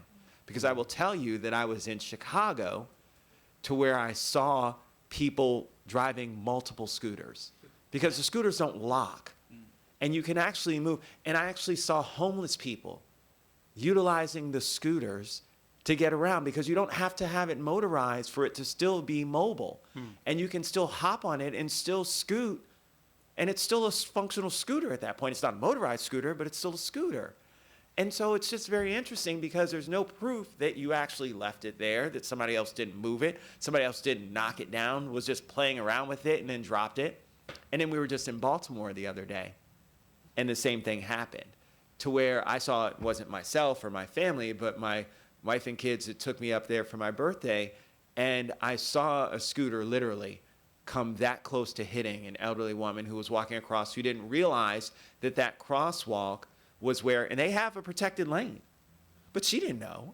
And in a tourist area like Baltimore, the harbor, to where you have these scooters that are going at clips, I'd swear to you, the thing had to be going 20 miles an hour at least, at minimum. I mean, the person was just bawling. And I saw this, bless you, and I'm like, this is a dangerous situation, not only for the person who was crossing, right, but also for the person who's on the scooter who's not wearing a helmet, all of that kind of stuff. So anyway, there's a lot that we need to revisit when it comes to this, what we've seen in terms of accidents that have happened with scooters, all of those that present challenges for people with disabilities. Last, and I know I said I was going to be quick. When it comes to workforce, again, I'm gonna hop on. I have an email from a person who shall remain nameless, who works with doors, who's a contractor, who's deaf himself, who's told me about his own experience with WorkSource Montgomery, who told me about his experience in working with clients and going to WorkSource Montgomery to achieve ample work and haven't been able to do so and haven't been successful, and the system has failed them. I promise you this is something that we're looking at when it comes to the same conversations I had before about our difficult to employ. It's something that this council, all of us, are paying very close attention to and taking very serious. And so that's the reason why we just recently passed the legislation about Montgomery College being a possible entity which may take over some of this work regarding workforce development.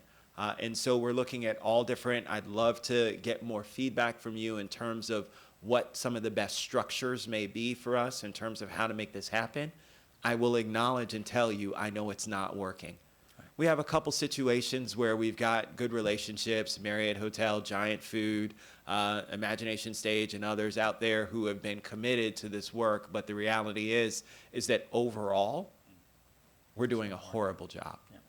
And we've got to do better, because just as you said, just because a person has a disability does not mean we can't find a job that works for them and works for us. And anytime anyone is gainfully employed in our county, it's better for all of us. So thank you very much for that, and I look forward to working with you. Thank you. Thank you, Councilmember Rice and Glass. Just two follow-up points. The council had requested, because the e-scooters are in a pilot phase, which, by the way, DC was in a pilot phase. There will now be 10,000 of these in DC starting this month. And we did request a report back 6 months and then a year from implementation of the pilot, and we will make sure that we ask those types of questions related specifically to how they're impacting our community of people with disabilities. And I encourage you we'll make sure we extend an invitation to the commission and let you know when that session happens. And then finally, one of the things our office is working on is a sensory-friendly designation for Montgomery County. We have an age-friendly designation that we work very hard on, and with the rise in autism and sensory challenges that some of our families face, we think we can do more as a community collectively to help support those families. And so we'll look forward to working with the commission and some other key advocates like the incredible Miss Whitney Ellenby and others to make sure that we get the word out on that effort. So thank you, Seth. Thank you. All right, is there anybody here from the Commission on Veteran Affairs? Great.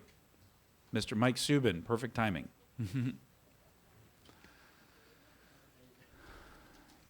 And why don't you guys go ahead and sit down, thank you. And then let's also invite up Miss Laura Irwin from the Community Action Board and Liron Leor from the Early Childhood Coordinating Council. The incredible Mike Subin. Go ahead, Mike. And by the way, Mike, these about 3 to 5 minutes, more or less, and then there's like a Q&A afterwards. So just sort of a presentation on what the commission's priorities are. And thanks for coming. I'll try to cut it to a minute, Mr. Chairman. And thank you for your service, sir, both on this dais and to our country. Thanks, Mike. They were both great pleasures in my life. Good morning, Mr. Chairman, members of the committee, Mr. Glass, Mr. Rice. Michael Subin, representing the Commission on Veterans Affairs, to give you our priorities for this year. The first one is several months ago, Secretary Owens, Secretary of Veterans Affairs at the state, asked us if we could start helping look for 25 acres of land or so in the county so that the state could build a home for veterans who were aging and needed, like Charlotte Hall over on the East Coast. As far as homelessness goes, we're continuing our efforts to continue 016. My understanding is we're down to functional 0, which gives us all great pride, should give the county tremendous pride. And the big issue that we have now is with veterans who were dishonorably discharged, especially since they're not eligible for Veterans Affairs benefits. Serving Together was created many years ago to help act as a navigator, as a peer navigator for veterans, so that they could call in from anywhere in the country and be guided in terms of assistance to any services that they had required. Warrior Canine Connection continues its extraordinary efforts in placing service dogs in the hands of veterans. We are very proud of their efforts because they're now known nationally and internationally. And in fact, they give dogs, several dogs, to organizations across the world so they can breed and they don't have interbreeding. And of course, we accept from other organizations. The last priority that I have, and then we'll hear your questions, is Team River Runner, which is a kayaking program, has been established at Center Creek Park, specifically at Riley's Lock, where they have kayaking and teach kayaking every Sunday to veterans with disabilities who otherwise wouldn't be able to enjoy the benefits of the river and the benefits of the kayaking.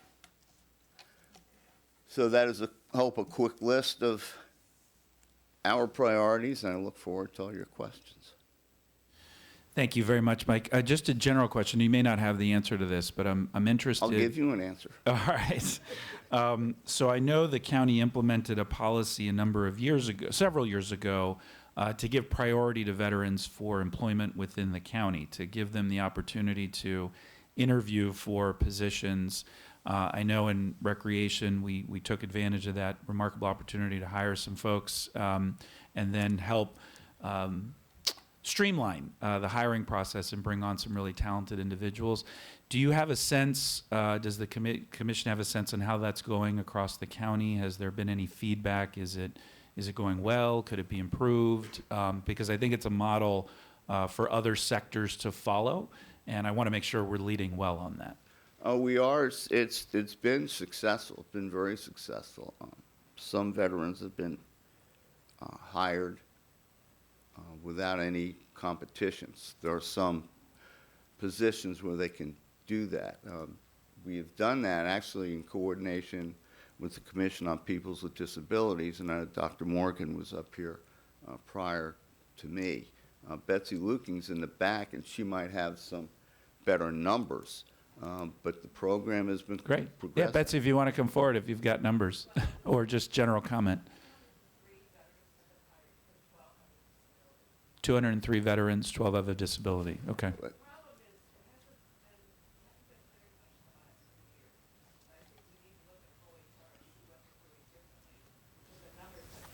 Okay, the numbers have dropped. We need to look at it. We need to look at OHR period, but we need to look at OHR in this space as well. So thank you, Betsy. That's helpful. But Great. again, I think that this commission and the Commission on Peoples with Disabilities, again, Dr. Morgan's leadership and Betsy's strong coordination was a great effort of collaboration between commissions. Great. Did any of my colleagues have questions or thoughts in the veteran space? Councilmember Rice. So when it comes to the space, Mike, I know that Madison Fields had been talking for a long time when I met with them, who works with young adults and young people on the autism spectrum, but also was very keen on working with our veterans. And even veterans with disabilities was interested. And so I'd suggest that you talk with them because they have a huge amount of space there.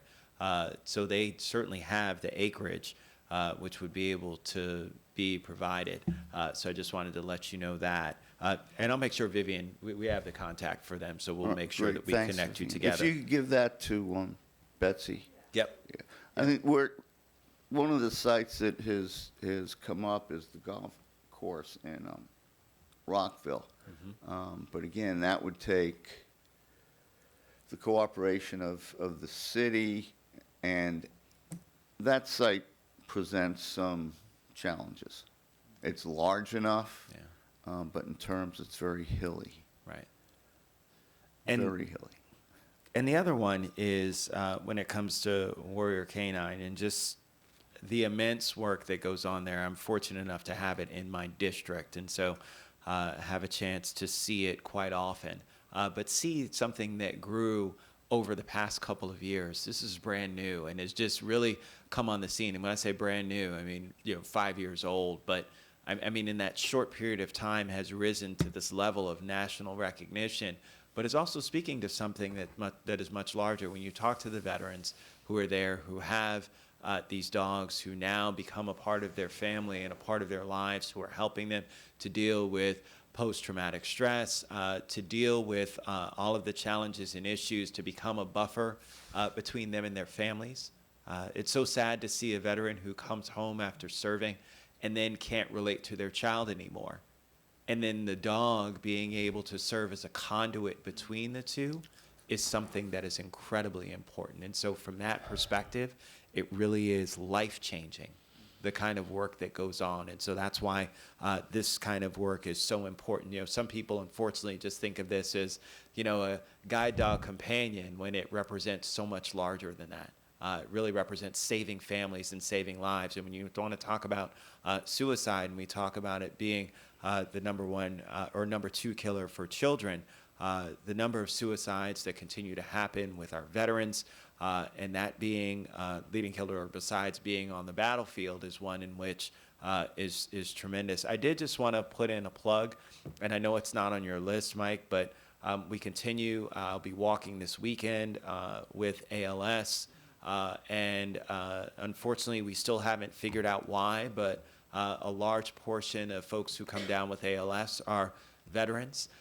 And we're not sure what the connection is between those who have served and ALS. And so, we'll continue to keep fighting for the research and to find a cure.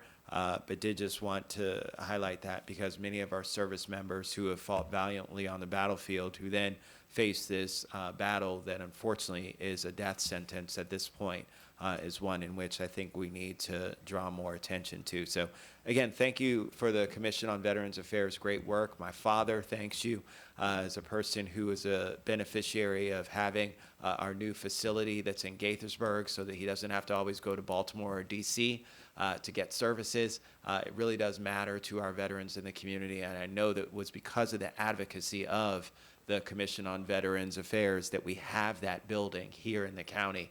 It means a lot for our veterans. So thank you for your great work, sir. Well, thank you, Congressman. Councilman Rice. I guess I'm looking to the future. Breaking news here. Breaking news, folks. You heard it here first. Just for sake of transparency, I'm on the board at Warrior Canine Connection, and I'll be getting one of those service dogs soon. So I appreciate your kind words on that. I'll be interviewing Mr. Mike Heimel, who's the director of the DC VA Hospital Center this afternoon on Homefront, and that CBOC will come up, and it has been an extraordinary benefit. Thank you again, Mike. Okay, Appreciate thank you, it. and thank you so much for your support for the commission. I think this council, this county ought to be very proud of the work it has done and the support. Appreciate that. All right, let's hear from our Community Action Board. Good morning. Buenos dias. Bonjour. I am Laura Irwin, and I am the chair of the Community Action Board. The board really appreciates the council's leadership in supporting racial equity and social justice. Both the board and the Community Action Agency were initiated during the civil rights era to achieve these goals, the responsibility status in the county code. I'm very excited to hear about all the different commissions and who have come up here, especially as it relates to the work that we do as a board and as an agency.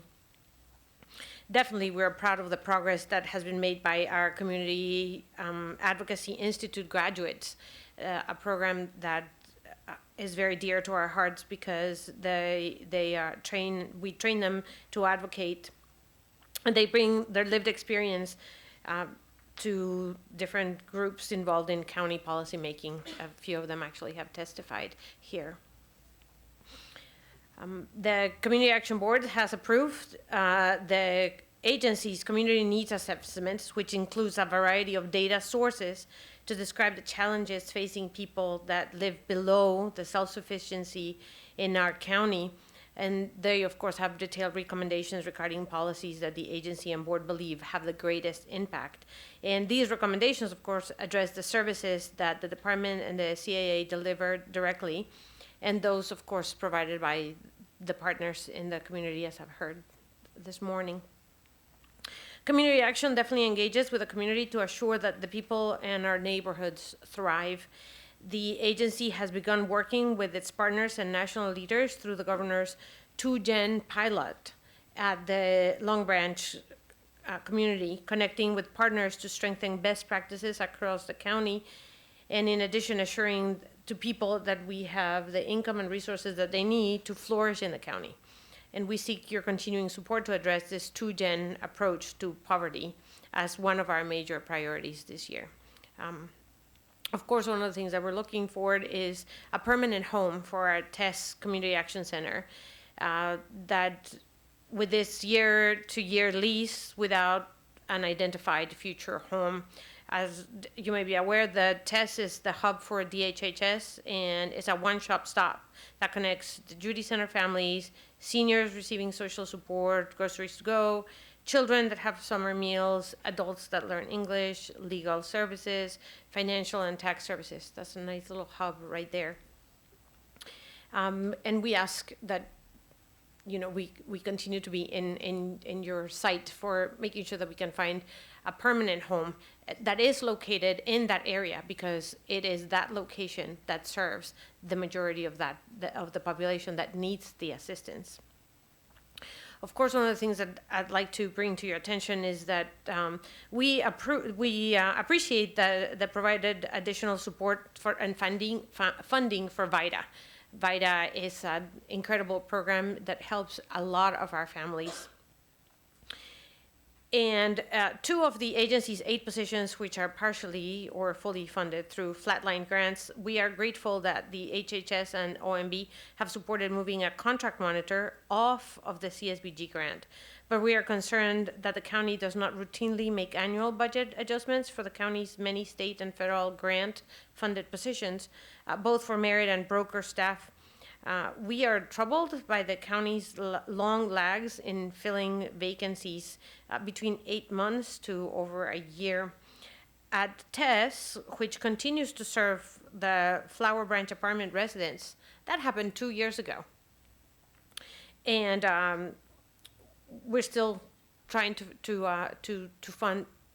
find a couple of positions there. We ask that you make a commitment to fully fund positions that receive state and federal funding, and that you review the Neighborhood Opportunity Network related staffing needs at TESS and continue to address the resources needs within HR. Of course, we're looking to improve systems, and this is one of the things where our 2-Gen approach encourage agencies and organizations to work with children and adults in their lives, because partnering with families as equals is very important. We believe that parents are the experts, and at early child education models continue to be developed, but we encourage planning that prioritizes the engagements of families. And we just heard about the elderly and the connection for that. So, of course, we want to encourage planning that prioritizes engagements of families and provides to shape policy decisions made by government as is currently being developed by inclusion of community stakeholders. We believe that to have an impact, early learning funding must address the need for family supports so that we can help children and families and their parents thrive. As the governing body for the Head Start and the CSBG, we are aware of the challenges that the agency faces in meeting CSBG federal reporting mandates due to the gaps the county has on its data integration across systems. We ask for your support to improve the county's data sharing efforts among HHS, MCPS, and our nonprofit colleagues to provide a fuller understanding of how services are working for families regardless of their provider's employer. So we can gather data that is going to impact our decision making. We definitely thank you for your ongoing support. It's good to see you at the different events that support our agency. And we look forward to continuing the work that we do and that you do in any way that we can help you. So thank you very much, Laura. So, you know, it's interesting. I was generally familiar with the Community Action Board's work when I worked for the previous administration, but it's really in the last year and a half as a member of this body that I've become more familiar with your incredible work and leadership. I want to start by thanking the Community Action Board for your recognition of Chuck Short at your annual graduation earlier this year. Chuck is the ultimate connector in the history of Montgomery County. And so he's a mentor to me and many of us, so I just want to thank you for taking the time to acknowledge his legacy and hard work. I have a lot of thoughts here. One is, one of the areas that I think has such potential for growth is the civic advocacy arm. So Council President Nancy Navarro has created a civic engagement academy that has been very effective in her district. And when we had the master planning process regarding the Viersmo master plan, more than half the people that testified did so in Spanish and would never have testified had it not been for the efforts of her leadership and her team. And so I think I'd like to see how we can amplify the work of the civic, because the fact that you're training people, you're providing a framework for them to be prepared when they assume these positions with boards and commissions. And so much of the work in this space is politically based, and I think it shouldn't be. I think this is where, you know, we need folks who can provide unique perspectives. And so I wonder if we can do more to help you recruit people and amplify this work. Things like, and I don't know whether we can do this or not, but when there are vacancies for other boards and commissions, that there be some level of credit given to somebody who's been through the Community Action Board training, so that we can more directly connect those folks to vacant boards and commissions across the entire county. And how can we help you? Because I saw the last class and how diverse it was in every way imaginable. It was multi-generational, it was multi-ethnic, different abilities. I mean, it was really impressive. So how can we do more of that so we create a deeper bench of civic advocates who can then help fill these very important positions and testify before us on a variety of issues? So that is something I'd like to explore and see how we can amplify and expand.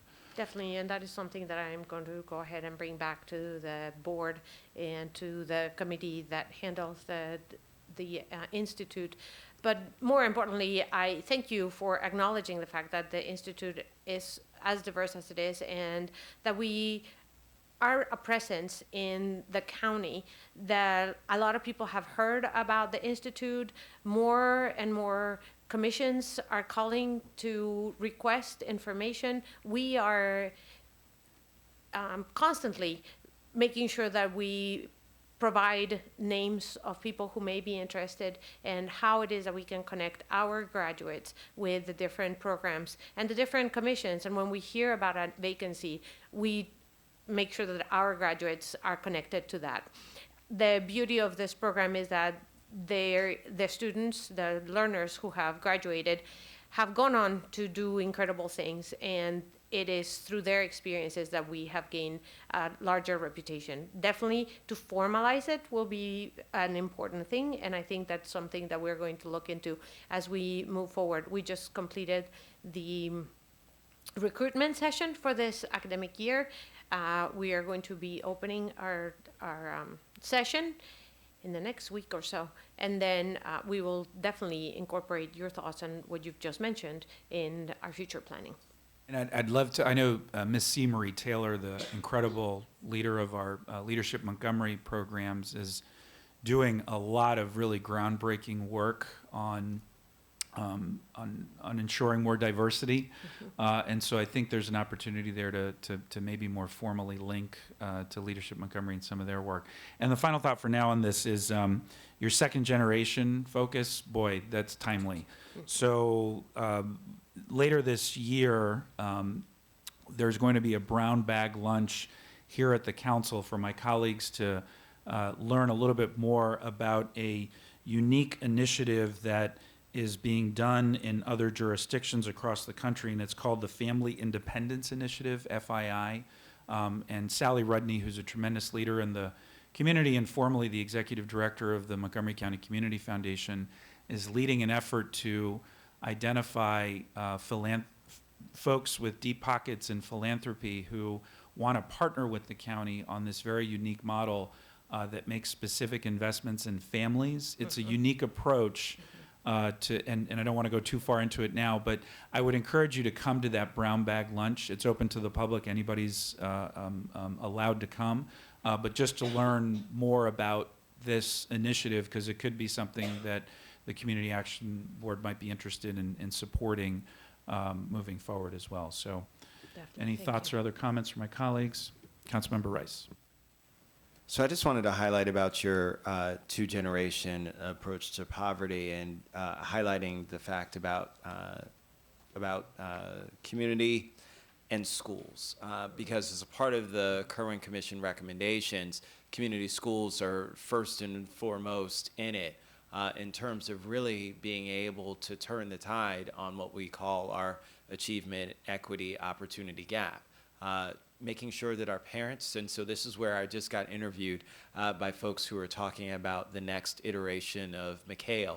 And certainly as a part of that, my conversation was, if you have parents who are better empowered to support their children, that gives them the ability to then ensure their children's success throughout school, not just in terms of just for performance in school, but in terms of talking with the doctor about what needs to happen to make sure that their children are healthy. All the things that we know that are incredibly important that we just take for granted because we can communicate, and having that language mastery is just so important on so many different levels. And so from that perspective, I just really want to lift that up and say that that's incredibly important. That's something that we want to make sure we don't lose sight of and lose focus of as a part of this approach.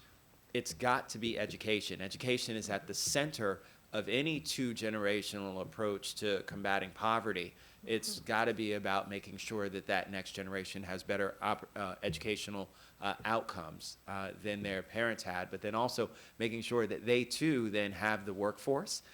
So getting them the opportunity to have better jobs, which also is tied to language mastery. So it's all connected together, and I think that, again, you getting the word out and bringing the voice of people to say how this is needed and it's going to make a difference in their lives is going to be incredibly important to us, making sure that when it comes to the price tag of these programs, kind of like what I mentioned before, that there are folks who are behind it saying, yes, we do in fact need this. This is incredibly important. So I look forward to partnering with you and the Community Action Board on that piece to make sure that we can get that across the finish line. So thank you. Thank you. Councilmember Glass. Thank you. I was unfamiliar with most of the work of the board and had the great honor of attending the recent graduation ceremony with some of our colleagues and was blown away. It was so awe-inspiring to see what I will call average residents getting so engaged on a variety of issues. And during the dinner portion, sitting at the table, and when I was engaging everybody, asking what they had learned most or what they liked about the program, they had all said that some of their homework was to come to the council and testify. And when they started telling me the issues, I remember them sitting here on the dais, passionately advocating for the issue that they care about, which is tremendous. And so I look forward to seeing your new cohort sitting here at the dais over the next year. So keep up the good work. Thank you, absolutely. And just as a point on the 2Gen, I attended a conference where they told us that the educational attainment of the parent is directly related to the educational attainment of their children. So if we continue to educate the parents, then their children will also succeed. So yes, I also work with MKL on their language learning initiative so that we do provide that service to the community and to all of the members of our community to make sure through the VITA program, through the EITC, all of those, to make sure that we work with the entire family. Yeah. Thank you. Thank you very much. Thank you. And last but certainly not least is our Early Childhood Coordinating Council. Okay. Good morning. Thank you very much for having me here representing the ECCC. My name is Liran Laor.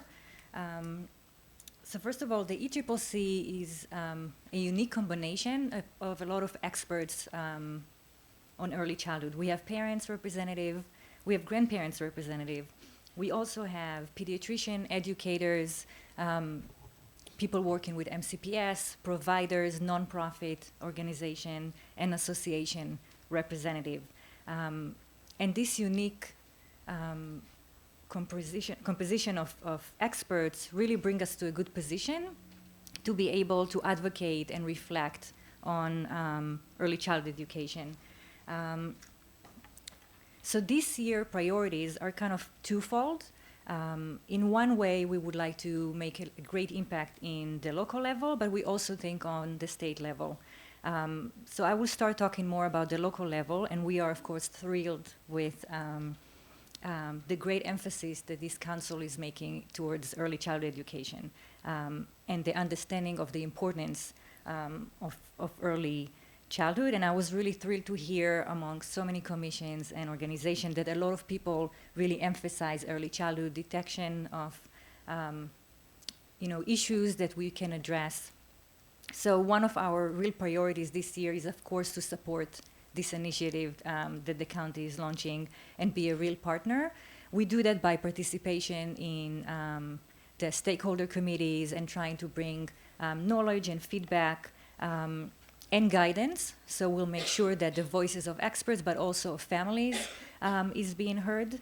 We also want to ensure that providers' voices are representative, because we really feel that only when we all are being heard and all the perspectives are being taken into consideration, we can provide high quality education for young children. And I cannot agree more with you that parents are a very important part of that. So we just want to make sure that we all collaborate, and the goal is not just increasing spots for young children, but also maintaining high quality. And that's, of course, connected to Councilmember Rice thinking about workforce development, which is a main part of this initiative. The other thing that we would like to continue doing in the local arena is to really strengthen the collaboration between different organizations that care about early childhood and do a lot of things to promote that. And again, that's a little bit kind of connected to what Councilmember Glass said, that sometimes we work in silos, and if we all work together, we can utilize resources, and the outcome is usually much greater. One of the things that we are doing to continue this kind of collaboration is through a grant that we got from MSDE, the Preschool Grant, that allows us to really bring forward the awareness of early care and education and do a campaign that is geared towards stakeholders, but also residents in of Montgomery County.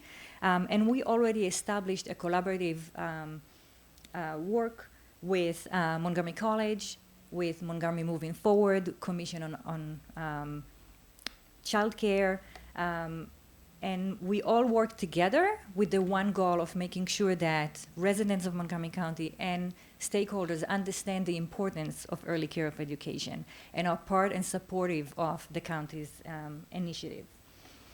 When it comes to the state level, we would like to continue and work with MSDE to make sure that they understand the needs on the ground, that they understand the impact of their licensing requirements, the training requirements has to do with what happens to childcare providers and families that consume this service. We want to make sure that they communicate better what are the changes that they're going to have on licensing and training. We also were very concerned to hear about the fact that the fundings for the workforce development for early childhood educator is being reduced, and it was not communicated clearly. So we want to have a very strong presence with what's happening in MSDE, the changes that they are thinking of doing, and again, make sure that young children and their families, and also early care and education providers are being heard, and they are part of the conversation, because MSDE has a great effect on what happens on the ground, and we want to make sure that their work supports the initiative here locally, but also helps providers to do better and provide high quality settings for young children. Great, thank you for that testimony. ECCC is without a doubt the coolest acronym name of any of the board and commissions that are out there. That's pretty, you got a lot of street cred for that in my house. So your work does so beautifully cross over into numerous sectors, and I do appreciate the coordinating council. And as all of us acknowledge the incredible work that my colleague, Councilmember Rice, has done with the Kerwin Commission, this is without a doubt one of the most key recommendations of that report. And so it will require a significant financial investment in the county, but we can't not do it because it is so important. And as Council President Navarro said recently, this is about economic development. It's not just about obviously the altruistic and right thing that we need to do in terms of supporting our children, youth, and families, but all of us selfishly have a key role in this, because if this is successful, then everything else will build off of that. So I want to defer to Councilmember Rice to make any comments with regards to this. I know he's made some of the same comments in previous discussions regarding other boards and commissions, but see if he had anything you wanted to elaborate on. I just want to say, just do everything that they say. Yeah. I mean, I've been before ECCC and talked to them in great detail when we were still working on the Kerwin Commission report, and so I valued that time and that input and feedback. It was very instrumental in terms of making some of the decisions that we made. And yes, in fact, I mean, if you care about two-gen poverty, if you care about crime, if you care about healthcare, if you care about identifying disabilities earlier, if you care about disparities in communities, then you invest in education.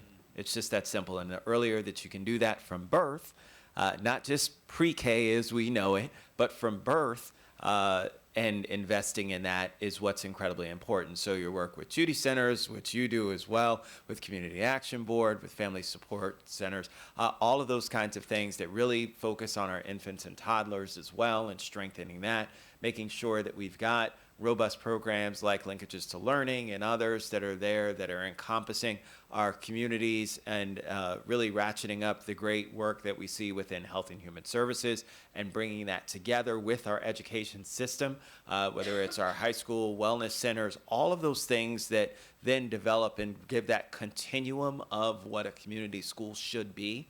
Growing our mental health counselor cohort, growing some of the cohorts so that we can get pediatricians to make sure that they're working with our children earlier to identify.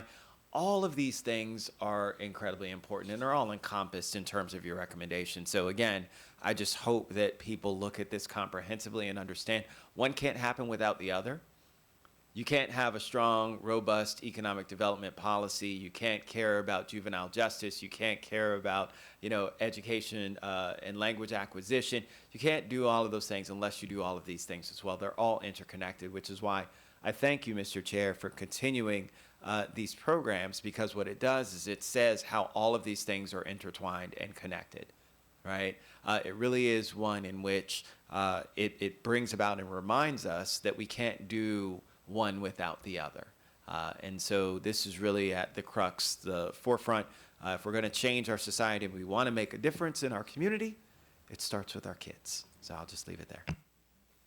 All right, well, thank you so much for that testimony and for your continued work, and thank you, everybody, for all of your hard work and public service to our county residents. We will continue with the other boards and commissions a week from today, and this session is adjourned. Thanks a lot.